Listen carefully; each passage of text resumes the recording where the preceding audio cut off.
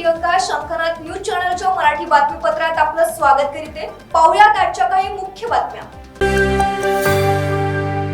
Police ठाण्याअंतर्गत rakhi तलावाजवळ वाटण्याच्या शेंगा घेऊन जाणारी पिकअप आणि मध्य प्रदेशकडे जाणारी अल्टो कार यांच्यात झालेल्या धडकेत 2 वन कर्मचारी ठार झाले आहेत, तर पिकअप वाहन चालक घटनास्थळावरून फरार झाला आहे। या दरम्यान मिळालेल्या माहितीनुसार पवनी वनक्षेत्रात काम करणारे मनोज इनवटे, प्रदीप सूर्यवंशी, निकेश कुंभलकर आणि स्वप्नील जाधव हे गोंदिया इथून मित्राचे लग्न लावून अल्टो कारमधून नागपूरच्या दिशेने येत होते। या दरम्यान नागपूर येथून वाटण्याच्या शेंगा घेऊन जाणारे पिकअप वाहन मध्य प्रदेशच्या दिशेने जात असताना रात्री 2:30च्या सुमारास अल्टो कार आणि पिकअप वाहनाची जोरदार धडक झाली।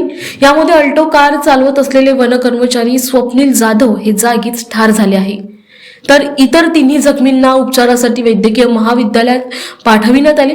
तेथे आणखी एक वन कर्मचारी मनोज इनवते यांचाही उपचारादरम्यान मृत्यू झाला आहे। घटनेची माहिती मिळताच रामटेक पोलीस ठाण्याचे पोलीस निरीक्षक हृदय नारायण यादव यांनी आपल्या पथकासह घटनास्थळी पोहोचून वाहतूक नियंत्रित केली।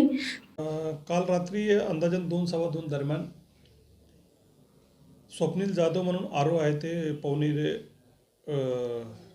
रामटेक हद्दीतले, ते गोरेगाववरून त्यांच्या मित्राच्या रिसेप्शनमधून परत येत असताना रात्री 2-2:15च्या दरम्यान राखी तलाव या ठिकाणी त्यांच्या अल्टो गाडीचा अपघात झाला आहे।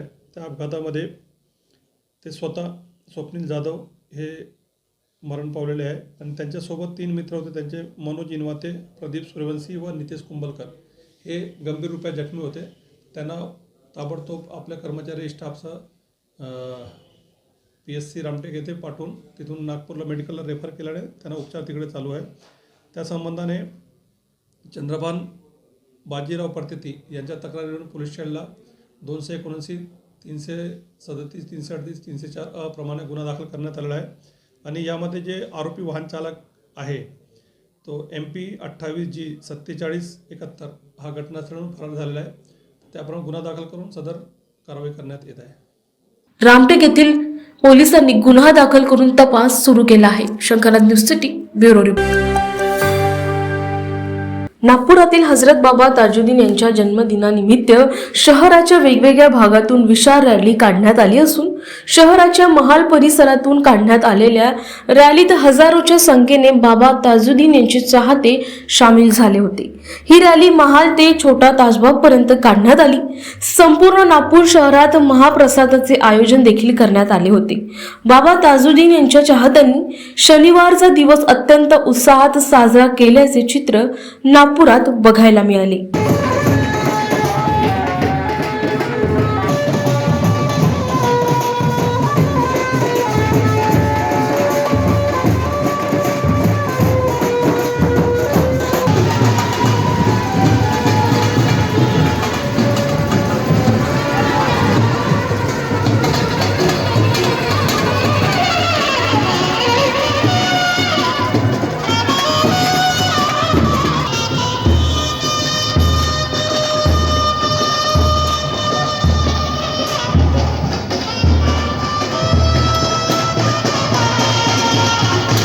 कॅमेरामॅन प्रवीणसह सनी बुंगाडे, शंखनाद न्यूज नागपूर। मूल तालुक्यात विविध लोकोपयोगी विकास कामे हाती घेण्यात आली आहे। मुख्य रस्ता, पाणी पुरवठा योजना, स्टेडियम, डॉक्टर श्यामाप्रसाद मुखर्जी वाचनालय तसेच 100 खाटांचे उपजिल्हा रुग्णालय, कृषी महाविद्यालय, महिलांच्या पंखांना बळ देणारे सर्वोत्कृष्ट शिवरी महाविद्यालय यांसारखे मोठे प्रकल्प उभे राहत आहे। मूल तालुक्याचा चेहरा मोहरा बदलविण्यासाठी सर्वांच्या सहकार्याची आवश्यकता असून सर्वांगीण विकासातूनच हा तालुका महाराष्ट्रात अव्वल करण्याच्या दृष्टीने कार्य करण्यात येत असल्याचे राज्याचे वन, सांस्कृतिक कार्य व मत्स्य व्यवसाय मंत्री तथा जिल्ह्याचे पालकमंत्री सुधीर मुनगंटीवार म्हणाले। मूल नगर परिषद क्षेत्रातील विविध विकास कामांच्या लोकार्पण कार्यप्रसंगी ते बोलत होते। देशाला स्वातंत्र्य मिळवून देण्यासाठी हजारो शहीदांनी प्राणाची आहुती दिली असे सांगून सुधीर मुनगंटीवार म्हणाले की देशाला संविधान अर्पण होऊन 74 वर्ष पूर्ण झालीत. महामानव डॉक्टर बाबासाहेब आंबेडकरांनी कर्तव्य व जबाबदाऱ्या संविधानामध्ये लिखित स्वरूपात दिल्या आहे. त्यांची अंमलबजावणी करण्याची जबाबदारी सर्वांची आहे. छत्रपती शिवाजी महाराजांच्या राज्याभिषेकाचे हे 350वे वर्ष असून मूळचा गौरव वाढवित छत्रपती शिवाजी महाराज व्यापार संकुलनाची निर्मिती करण्यात आली. महात्मा ज्योतिबा फुले या नावाने हे आठवडी बाजार सेवेसाठी लोकार्पित करीत आहे. महात्मा फुलेंनी शेतकऱ्यांचा आसूड हे पुस्तक लिहून शेतकऱ्यांसाठी असलेला भाव व्यक्त केला. हा बाजार येथील शेतकरी बांधवांसाठी निश्चितच सेवा देईल असा विश्वास नामदार मुनगंटीवार यांनी व्यक्त केला. शंखनाद न्यूजसाठी ब्युरो रिपोर्ट. महाराष्ट्राच्या 57व्या वार्षिक निरंकारी संत समागमाला मोठ्या उत्साहात सुरुवात झाली आहे. नागपूरच्या सुमठाणा हिंगणा येथील मिहानमधील विशाल मैदानावर सद्गुरू माता सुदीक्षाजी महाराज आणि निरंकारी राजपिता रमेशजी यांच्या प्रमुख उपस्थितीत हा संत समागम संपन्न होत आहे. संत समागमाच्या पहिल्या दिवशी भव्य शोभायात्रेचं आयोजन करण्यात आले होते. यामध्ये महाराष्ट्रातून तसेच अनेक शहरातून व खेडेगावातून आलेल्या श्रद्धाळू भक्तांनी गीत, संगीत, नृत्य व चित्ररथ इत्यादींच्या माध्यमातून आपल्या कलेचे प्रदर्शन केले. यानंतर झालेल्या सत्संग कार्यक्रमात महाराष्ट्रातील तसेच विविध राज्यातून आलेल्या भक्तगणांनी विविध गीत, कविता आणि व्याख्यानाच्या माध्यमातून समागमाचा विषय शांती अंतर्मरणाची या विषयावर आपले भाव व्यक्त केले. तो वाक्य ही ये जीवन जीने लायक हो जाएगा. फिर हर इंसान एक असली इंसान बनकर ही जिएगा. वो प्यार के गुण, विनम्रता के गुण, एक दूसरे का सत्कार करना, एक बिना किसी भेदभाव, किसी बायसनेस, किसी भी कोई ऐसी वजह होगी ही नहीं जो नफ़रत का कारण बनेगी, क्योंकि सभी में ये परमात्मा नज़र आएगा.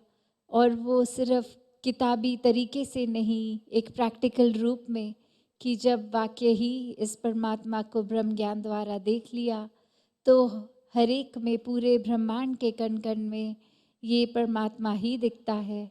फिर कोई भी एक अपने आप से हमें नीचा नहीं दिखेगा. सभी श्रेष्ठ हैं, सभी में परमात्मा है, सब हमारी अपनी ही रिफ्लेक्शन है. तो दातार हर एक पे कृपा करे कि ये जीवन अगर मिला है इंसान का जीने के लिए तो व्यर्थ ना गवाएं. जो युगों युगों से भक्तों ने समझाया, आज भी समझाते हैं कि एक एक सांस बहुत कीमती है. उम्र के हम किसी भी पड़ाव में हैं तो यही राइट टाइम है, ये सही समय है जहाँ इस आत्मा का मिलन परमात्मा से करा दें. एक ब्रह्म ज्ञान द्वारा अपनी आत्मा को फिर जीवन उस तरह जीने लायक बना दें कि ये मोक्ष और मुक्ति की हकदार ये इसी जीवन को जीते जी ये आत्मा अपना कल्याण कर ले. विशेष म्हणजे संत समागमाला आलेल्या लाखो भाविकांची राहण्याची व्यवस्था व लंगरची व्यवस्था देखील भव्य स्वरूपात करण्यात आली आहे. पहिल्या दिवशीच्या सत्संगच्या अंतिम टप्प्यात सद्गुरू माता सुदीक्षाजी महाराजांनी जीवनात जेव्हा परमात्माचा बोध होतो तेव्हा आत्मा आणि परमात्माचे मिलन घडून येते. ज्या योगे आपसुकच एकत्व स्थापित होते, त्यानंतर जीवनात मानवी गुणांचा स्वाभाविकपणे प्रवेश होतो. हा दिव्य संदेश प्रवचनाच्या माध्यमातून दिले. शंखनाद न्यूजसाठी ब्युरो रिपोर्ट. तर हे होतं आजचं बातमीपत्र. पुन्हा भेटूयात पुढील बातमीपत्रात. तोवर बघत राहा शंखनाद, आवाज सत्याचा. नमस्कार. सर्व प्रकारच्या पाळीव प्राण्यांसाठी अत्यंत गुणकारी इनोटॉक्स पौष्टिक आहार. नैसर्गिक वापरा, केमिकल टाळा. इनोटॉक्ससह रोगराईस आळा घाला. पशुखाद्य टेक्नॉलॉजिकल ऑडिटिव्ह उत्पादनासाठी महाराष्ट्रातील सर्व जिल्हे व तालुक्यात डीलर्स नेमणे आहे. अधिक माहितीसाठी संपर्क करा 8446625542 73877755157.